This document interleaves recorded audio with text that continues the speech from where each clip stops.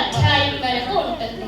కర్మ షట్కంలోని 2వ అధ్యాయంలోని 47వ శ్లోకం వివరిస్తాను.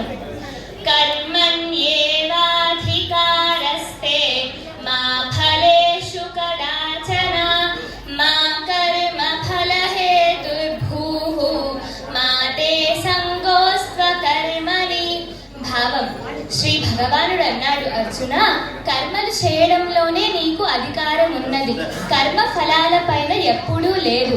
కర్మ ఫలానికి కారకుడివి కావద్దు, అలాగని కర్మలు చేయడం మానుకోవాలని అనుకోవద్దు. ఉదాహరణకు, నీవు విజయాన్ని కోరినట్లయితే ఫలితాలను గూర్చిన ఆందోళన భయాలతో మనసును చెదరగొట్టుకోవద్దు. నిజానికి సరిగ్గా అర్థం చేసుకోగలిగితే కర్మఫలం కర్మ కంటే భిన్నమైనది కాదని తెలుస్తుంది. కావున అర్జున, ఫలితం ఆశించకంలోని 9వ అధ్యాయంలోని 22వ శ్లోకం వివరిస్తాను.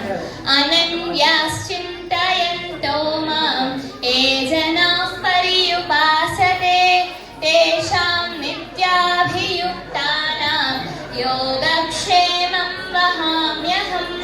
భావం: ఎవరైతే పరమాత్మను నిత్యం సర్వ సృష్టికి వెనుకగల సత్యం అని నమ్మి ఏకాగ్ర చిత్తంతో ధ్యానం చేస్తారో అట్టి వారికి సదా ఆత్మ నిగ్రహంతో వారి యోగక్షేమాలను నేనే వహిస్తానని వాగ్దానం చేస్తున్నాడు శ్రీకృష్ణుడు. ఇక్కడ యోగం అనగా ఆధ్యాత్మిక శక్తి, క్షేమం అనగా ఈ సాధనలో చిట్ట చివరి స్థాయి, మోక్షం సిద్ధించిన పిమ్మట కలిగిన క్షేమం అని చెప్పవచ్చు. జ్ఞాన షట్కంలోని 18వ అధ్యాయంలోని 66వ శ్లోకం వివరిస్తాను. సర్వధర్మాన్ పరిత్యజ్య మామేకం శరణం వ్రజ అహం త్వా సర్వ పాపేభ్యః మోక్షయిష్యామి మా శుచః. భావం: శ్రీ భగవానుడు అన్నాడు, ధ్యాత తన ఆంతరిక వ్యక్తిత్వంలో ప్రత్యేకమైన ఈ 3 సర్దుబాట్లు చేసుకోవాలని ఆయన కోరాడు. అవి: 1. ధ్యానం చేస్తున్నప్పుడు అన్ని విధాలైన ధర్మాలను పరిత్యజించడం. 2.